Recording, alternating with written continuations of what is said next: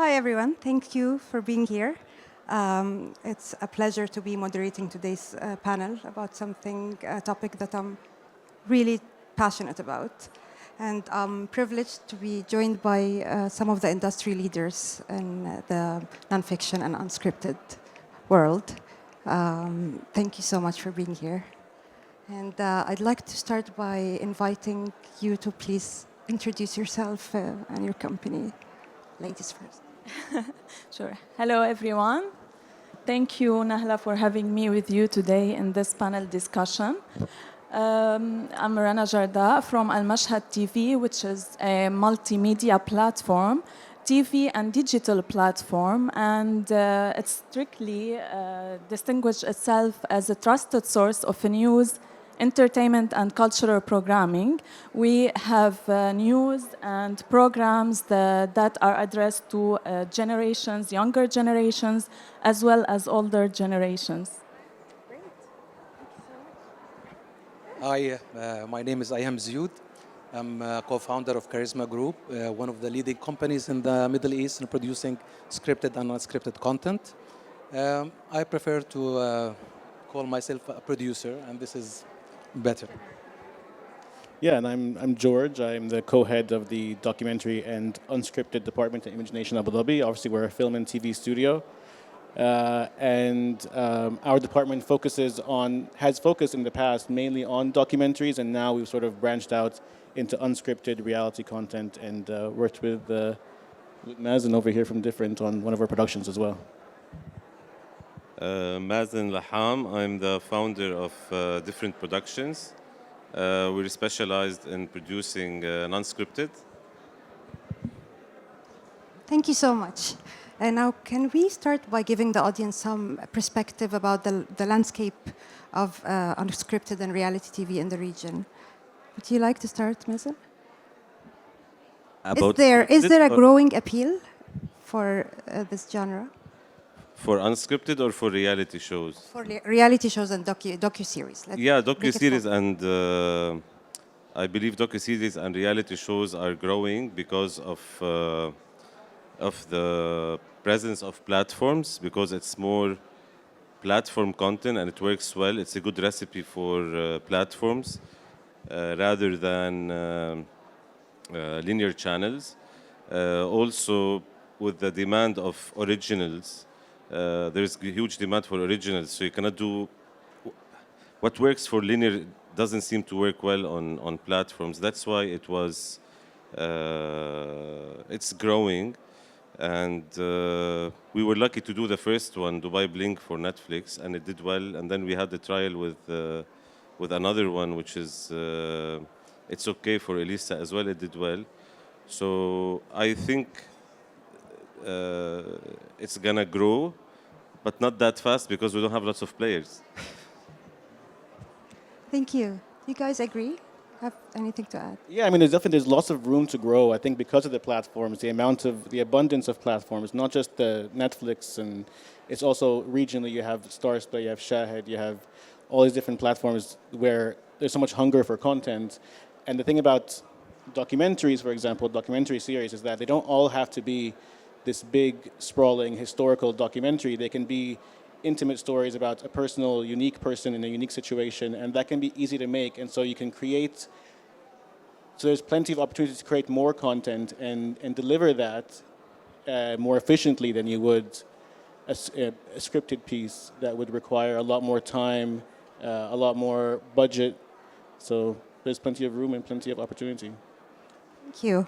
Yeah, that's great, because I wanted to talk about original content, versus formats. And Al-Mashhad, you've been focusing exclusively on original content. So can you tell us a bit more about that, and why are you focused? Sure. Focusing on original content, it's rooted in Al-Mashhad commitment to give something authentic to the audience, based on what your audience needs, based on what your audience want to watch. So based on the studies with expertise in the market, you need to provide content to the viewer that feels real to the region and show their aspiration, what they want to watch and how they want the idea to be introduced to them. So we focus more now on original content because we feel that it's the most way to tap into the mindset of the generations that we are tackling. Great, thanks. And George, you've been focusing on, like you just said, you've been focusing on original for so long, and ventured now to formats. So I'd like to discuss 1 million listing UAE and why. Yeah, $1 million listing UAE. I mean, that came to us actually through one of the brokers who was featured on the show. And that felt like a very easy fit for the UAE, very easy to translate that into a regional version because, you know, the real estate markets here in the UAE is booming. It's quite large. There are impressive properties. There's plenty of room for content. That's an easy thing to translate locally and regionally, as opposed to other formats like, you know, Love is Blind on Netflix. It's probably a lot more difficult to find a way to make that work. And it does work eventually, but I think that for me, MDL, it was just like a much more straightforward way. We did try to feature a diverse cast, so as sort of to showcase the multiculturalism of the UAE. We wanted to make sure that the cast of characters were from different regions in the Arab world, but also globally, and not just the brokers, but also the visitors and the buyers, and so that's something we tried to translate. But other than that, the platform, the format translated pretty easily. That's great. Good to know. Now, Ayham, Charisma Group, you've been doing both also. So, from your perspective, which is more successful in this region? Thank you. I don't think we can say which one is more successful. I think there is a demand in both. But as a producer, it's easier for us, unfortunately, to sell the adapted formats rather than the original, because it's tested. The commissioner can visualize it. It's easier for him or them to bring a sponsor or advertiser. So sometimes formats work for that, but it depends also on the genre. Like game shows, competition game shows, some of the reality shows, not all the reality shows, you can adapt it. Meanwhile, actually, in Charisma, our last two big productions were adapted scripted formats, which is The Good Wife and The Killing. In the drama, we cannot call it a format. It's adaptation because you take the skeleton, you take the main characters, but you have to rewrite the story from the scratch. You have to reflect the local audience. You have to take into consideration which country you are shooting or producing the content. So it's different. So both working, but it's easier. In Charisma, we tried, and it works so far.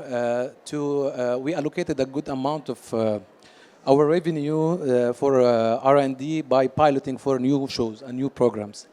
I think this is the only way we found that it makes our life easier to sell our new content, our original content. In the beginning, we thought we're going to sell it 100%, but luckily we found that 50% is a good percentage from that. Yeah, I agree, because the platforms and channels always go for safe. They don't want to take risks. They don't want to take risks, and sooner or later you take the risk by creating pilots. And Mazen, was that the case with Dubai Bling and It's Okay? Did you think about creating it before selling it, or how did this happen? No, actually, we didn't. In non-scripted, we're not used to take risks like in scripted. So we had the concept. We submitted this to the originals, and we got an approval, and then we produced it. No, we didn't. Non-scripted is different from scripted. The life doesn't live long, so risking to produce and then sell is very risky, and it will not work. You have to be very selective. Like a docuseries would live, but still it will not live long, especially if you're doing, for example, about a celebrity. It will live like 4 years.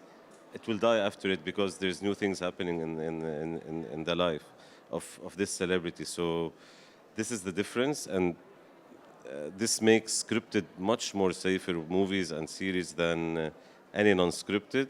And this is making the non-scripted in danger globally, not only in the region, because it's shrinking.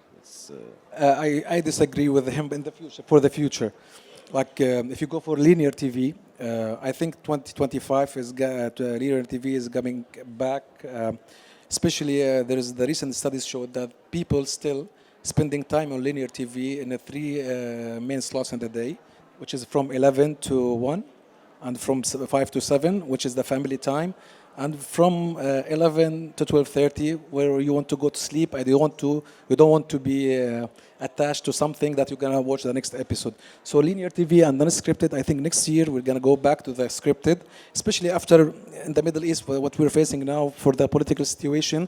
I think we all noticed that always there's a TV in the background, whether you're watching it on a platform or you're watching it on a satellite, but you are still watching linear TV. So things will come back. I was mentioning scripted, non-scripted, linear TV. I didn't say it will die. Yeah, but it's not scripted, but TV shows, which is you need the time. It's a TV shows, it's not scripted. Thank you. Any other perspective? I want to add one point to that. I also disagree with him because non-scripted feels more real to the audience needs and what they want to see. It feels more like you give them the opportunity to see what's real. It's not scripted and changed in a way like the director wants or the producer wants. So it's the story is still it's real. So I feel that non-scripted formats are now emerging, and it will not die in the future. We're specialized in non-scripted, so this is music to my ears. we don't do scripted. With all due respect, I have a different opinion. Yeah. Because you can see in the market, if you see, for example, Shahad, they have 0 non-scripted. If you see Netflix, they have 2 non-scripted titles. If you see Stars Play, they do 1 or 2 maximum per year. So the market is shrinking. I'm saying, I'm not talking about the linear channels. I'm talking about platforms. Amazon is out of market. Disney, they don't produce. So in my opinion, the market is shrinking, and I'm happy when I saw Love is Blind was successful on Netflix because I know this will help the market to grow. They're gonna invest more in the market. Even if they're competitors, but we help each other to make this the non-scripted survive, because I don't see it positive. I'm being and also from advertising perspective, the shows that were done used to be done before. They're not making the money that they used to do, so it's gonna shrink. You know, it's a trend. It's a waves. So the last 3 years, we're all focused on drama and scripted. But still, I'm sure, and from what we know, that non-scripted shows, TV, game shows, especially game shows, if we're gonna talk about reality, as we all know, it is a drama. It is a structured drama. It's not scripted. It's not unscripted. It's structured. We put the characters. We have the same elements of drama. We have the actors, we have the location, we have the situations, but it's not. They don't have to follow a script. They follow a situation. So it's still part of a drama. Reality is part of a drama. But game shows, I'm sure that they will come back, but not on the platforms. They're not necessarily on the platforms. You can watch it on fast TV or non-linear TV or linear TV. Sorry. Yeah, true.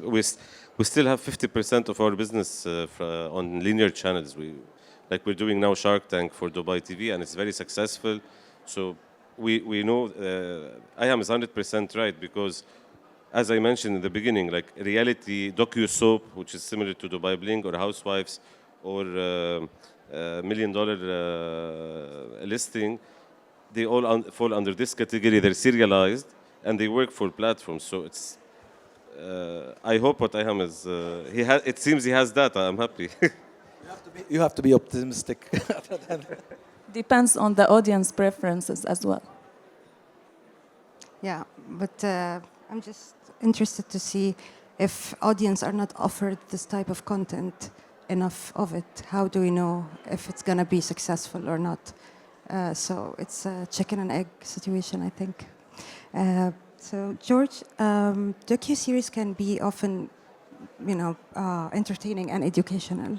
How do you make this balance when you produce your content?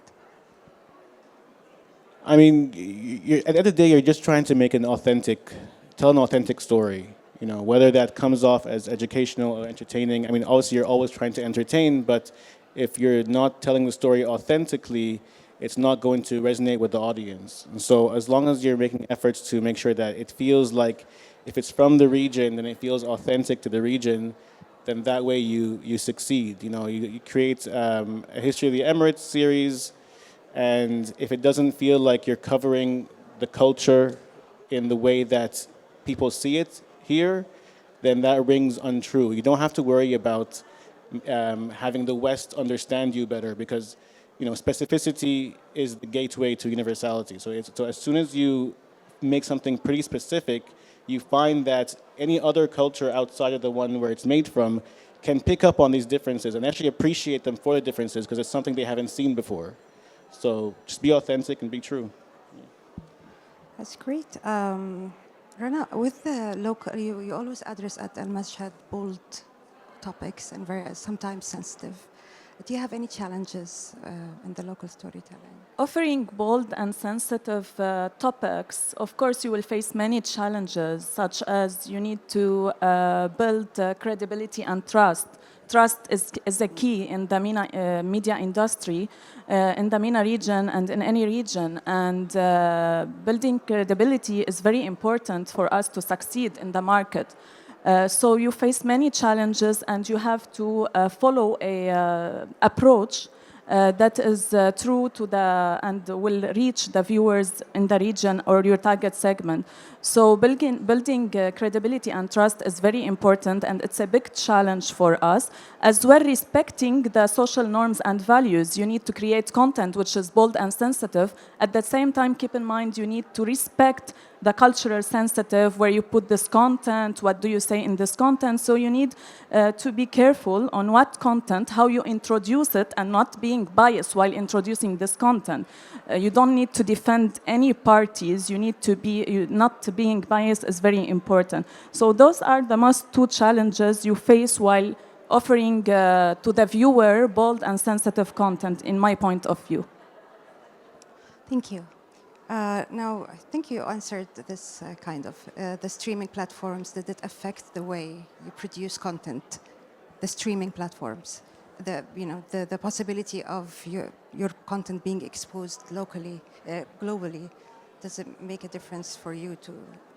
Could you please repeat? Can you make it? Does it make a difference for you now that there is a possibility that our content For can the be international exposed? market, you mean? It's coming. We're not there yet, but for sure it's coming. Who could imagine 5 years ago that the Squid Game, a Korean series, will be #1 worldwide? So I think it's coming. It's gonna take time, but in the Arab world, still till we find a solution for the adaptation, because so far that when we adapt the international formats, as you know, the commission, none nor the commissioner or the producer owns the IP. So till that day, I think it's coming, but not now. Hopefully, it comes soon. Maybe Dubai blinks, I think, but the format owner is it Netflix or you? I don't know. No, we are. You are. So We are the this one could go, like for example, because it's an original content, different, went worldwide. So I'm giving you a tip here. Yeah, it did two global. Dubai Bling, it did two global. First season, and the second season it was around 5 global. But it's not. I don't consider it a format. It's easy. It's cast based. It's a cast based show. But yeah, it was originally a Middle East No, idea. I mean, you and, can distribute it internationally. with Netflix you can, because they have the is it- global. okay. Yeah. Okay, thanks. Is there anything you'd like to add about this topic? Anything you want to share with the viewers? Anything you want to add to this? I'm done with my questions. No? Can I open the floor for Q&A? Anyone who wants to ask a question?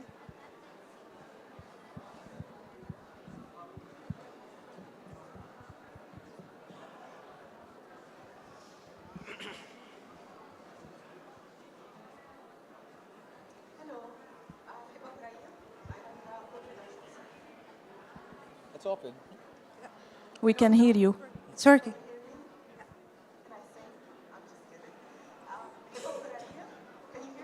Yes, yes, I. We can hear you. We can hear you, Heba, wallahi, we can hear you. Because the speaker is The speaker. one direction.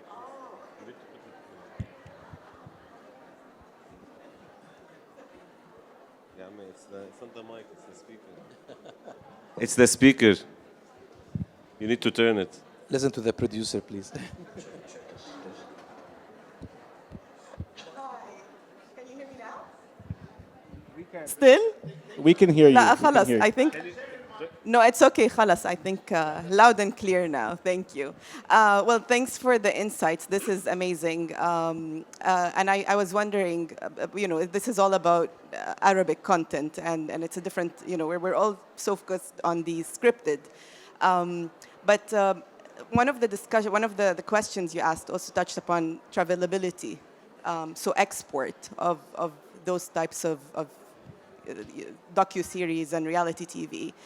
The sentiment I got from the panelists was that there isn't really a market, but I feel that we have the narrative. So let's put it that way. If you as some of the region's biggest producers of this type of genre or this type of content type, were to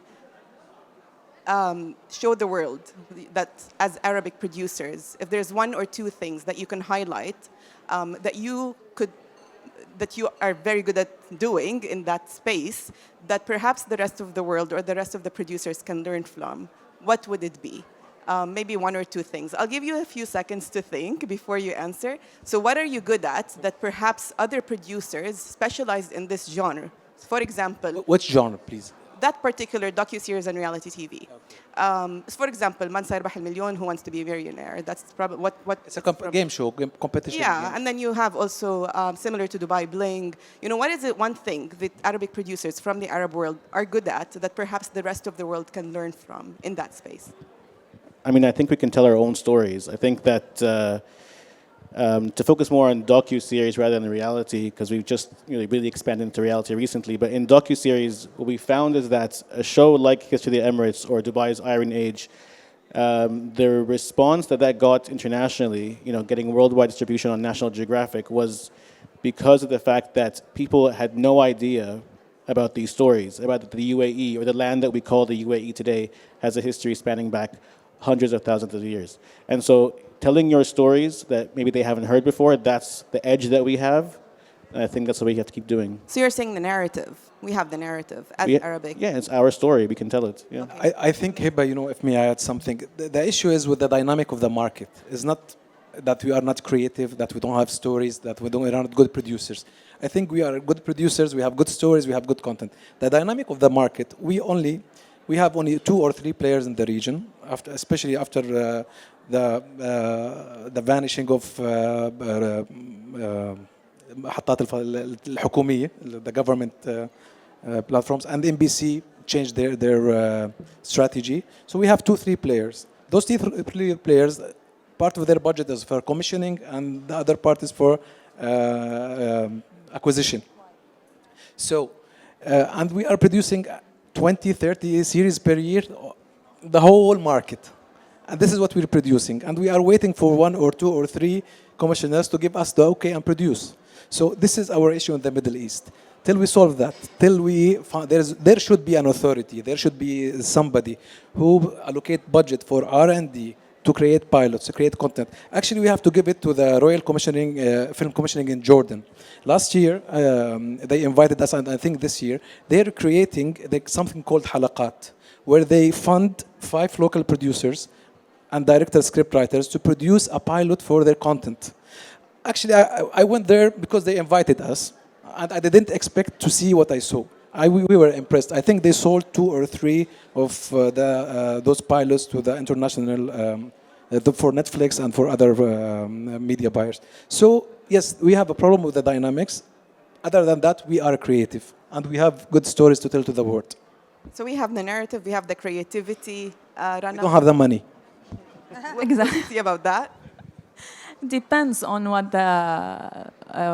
what's the trend and what your audience wants as well. We have great producers, great directors. It's the way you put the story, the way you introduce it, how strong the story is, and of course, telling stories, bringing people that had true stories, telling their true story is important as well. It's the way you show it to the public and the way you introduce it with a great production, great budget, then you reach the audience. As Ayham said, it's the market. It's the market. Sorry, I'll pass it on to you, but I didn't hear Mazen talk about what's one thing that Arabic producers in that space are very amazing at, that the rest of the world can benefit from. As they all mentioned, we don't lack creativity or producing good content. And I think our positive thing and what makes us special than them is that we can produce good content in small budgets. Amazing. That's what I was looking for. Amazing. Because like I'm not going to mention, but there's one of the scripted shows. I was talking to the format owners in the States. They do it for 2 million. Here we do it for 300, and with the same quality. And they're shocked to hear this. So I think this is very special about this. This is a creativity. Hi, I have a question for Mr. Mazen about the non-scripted. I'm a big fan of non-scripted. Do you think censorship in the Middle East or in this region is a challenge and it's a barrier for moving forward with more quantity of unsubscripted? Because I know we are still very sensitive when it comes to censorship. I don't think the censorship would affect, especially when you say censorship, you say culture. And culture, and Love is Blind is a very good example because Netflix were smart how to adapt it to fit the culture. And it turned out to be that, and also we witnessed this in Dubai Bling, people outside our region, they're getting introduced to our culture and they're loving it. This is why Love is Blind, that was done in the region, it did very well because people was like, for them this was very new, they were entertained, they're not used to somebody getting his parents and his grandmother, and he needs 3 approvals and pre-approval for the wedding. So this was very entertaining for them. So we shouldn't, I don't believe we should erase our culture. We can respect the culture, and this is where we can travel. Because if we erase it, then we're similar to others. This is how I see things. So censorship. I'm asking because most of these shows, Dubai Bling, Love is Blind, Housewives of Dubai, they were all filmed in Dubai. Yes, so, but we respected the culture. Housewives, I'm going to keep it because it wasn't targeting the Arabic audience. It was purely a Bravo targeting the content, target the Americans. So they have different calculations. We're talking about content produced because if you want to succeed, you have to succeed in your region and then you travel. So if you don't do well in your region, then you will never travel. This is how things happen. So for me, censorship, you can put it next to culture. Our culture, we shouldn't, I'm learning this. I used to think in a different way. You can do something daring, respecting the culture, and I'm giving Love is, I think Ronnie will be happy. I'm promoting Love is Blind, but Love is Blind was very smartly done. It was a very big risk. Everybody was afraid of Love is Blind because it's a dating show. If you see it, it fully respects the culture. And it was adapted in a smart way, and it did globally as well. I think it was trending globally for 3 weeks. So our culture, people would love to see it. So even we included an Emirati wedding in Dubai Bling. It was very entertaining for the viewers. They never know how we live. They never know our culture. So I believe this is part of the success. Some of your cast were in Love is Blind as well. Yeah, this is cross promotion. Cross promotion.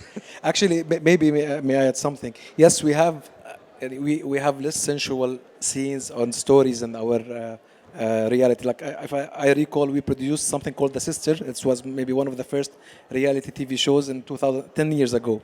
So yes, it's about lifestyle, reality show. It's like it was the Kardashian of that time. A lot of people talked about it worldwide, but we have to be like a lot of scenes. We don't focus on the stories, on love stories and the relations. We focus on lifestyle and family issues. These issues we cannot go into deep into relations. This is part of our culture. But they're used to see this content. This is what I'm saying. They're used to see. Listen, they accept to see it. Even in the Arab world, if may I say something, you accept to see something on Netflix, but you don't accept it to see it on Shahid. Even me, 100%. So the same audience, same people, they pay for both, but they don't accept to see it on Shahid. Yeah, 100%. in the past, we used to watch it on LBC, but not on NBC. So at the same audience. Yeah, true.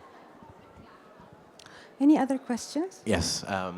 So in the West, there's a strategy that you see very often when something newsworthy happens. Like for example, the Mike Tyson match that's coming this weekend.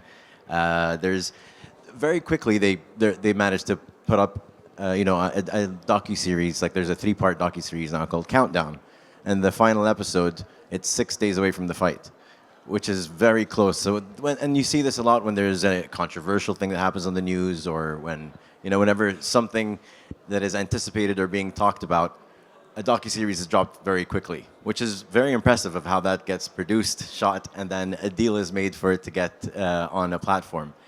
You've between you guys have partnerships with Netflix and Stars Play and Shahid, and is there I know there's probably a lot of obstacles. If you can walk us through why that is difficult here in the market, and if you think that there's some way where that can there'll be a day where that can happen.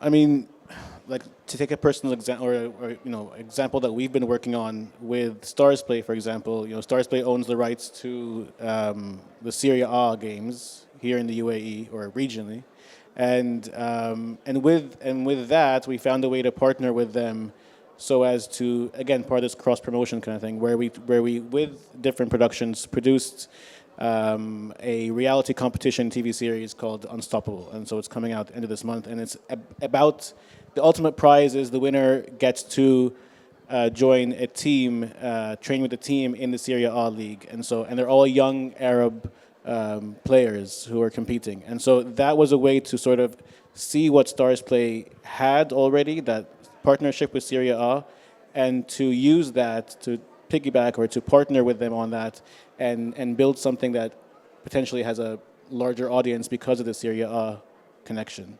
If that answers your question.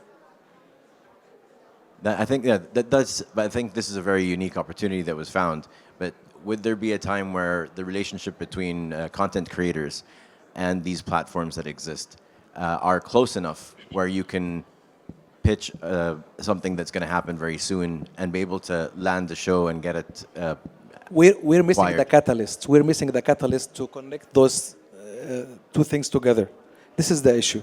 Maybe now with AVOD or YouTube or other platforms, maybe it could be a temporary solution for the producer or the content creators, especially now that I think the market is more open with the sponsors, where you go to sponsors go directly to the content creator and they put it in a free-to-air or on YouTube or another free-to-air AVOD. So this could be a solution. But so far, if you go for the big platforms, they have their written strategies. They're working according to the numbers. They're working according to their mission and vision from day one. So it's not that easy. It's not like in the linear TV, maybe they could change the grid overnight. But in the platforms, we're not there yet. But maybe one day. Would there be, like, if that happens, where you do that and then you go to free to air on YouTube, and then there's a big following, and this is something that works as a proof of concept? Would that be then something that shows platforms that they're missing out on a strategy like this? I will give you an example from our experience. We are producing something. We're on a platform called Entertainment Tonight, ET بالعربي. We're doing that with Entertainment Tonight. We started and we invested our own money on that platform, and now we started to make collaboration with those big entities that they are ready to pay to cover and make stories or backstory on the backstage or what's happening, or to prepare the audience for what's coming. So we started there. We're not in the big chunk that didn't come yet, but sooner or later it's gonna come because the audience needs it and those people wants it. Thank you guys very much. Thanks. Any other? Okay, so we've noticed that whenever we're talking about unscripted content and the successful probably examples that we had traveling abroad, exported, we only see the formats that are coming from international markets adapted into our local markets.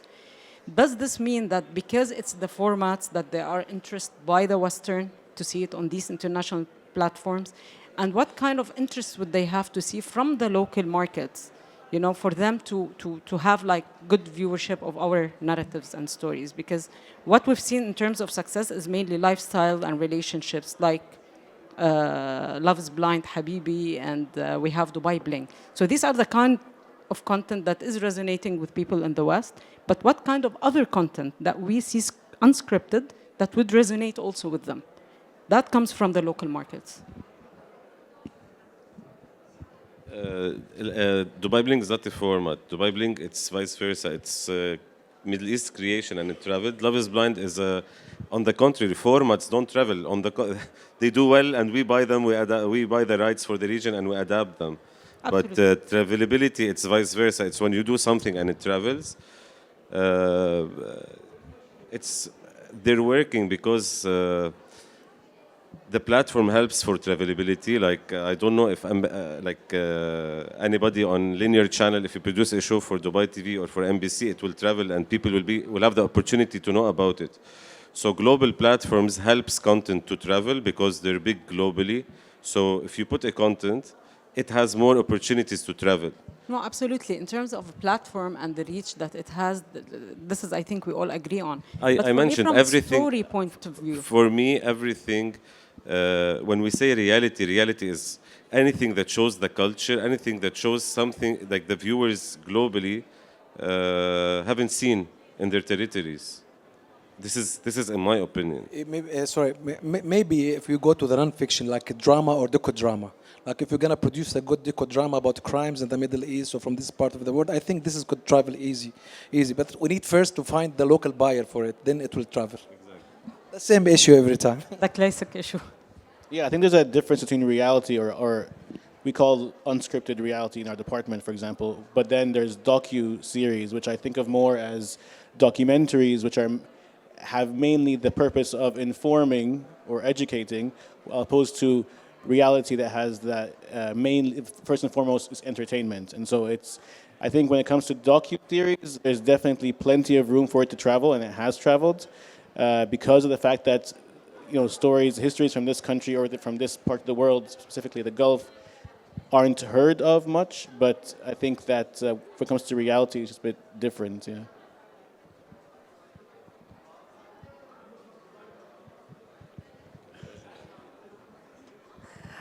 This is about Dubai Bling. You said that it's originated from here, so the rights rest with you or with Netflix? Both. So would you consider like a China Bling and an India Bling and an Indonesia Bling? As I meant, it's got potential, right? Yeah. Travel. That's the travelability that we're talking about. No, we're not talking about this. Like there's two types. We're talking if you want to take the format business model, you produce it for the region and then you go and do distribution and sell it globally, like all the formats idle. So this is travelability is when you do a content successful in your region and it travels. It means it's watched all over the globe. This is in my opinion. Or you do a successful format. You find somebody which I don't know if it happens so far, like Fremantle or any of the distributors, they believe in this format. They take the distribution rights and distribute it globally. This was an ever-ending dream for everybody in the region, and we didn't know. I don't think anybody could have done it.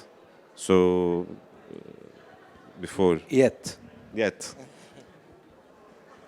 But the format industry is not, it's shrinking as well. It's not. You're going to see. We're going to be competing on formats next year. Any other questions, guys?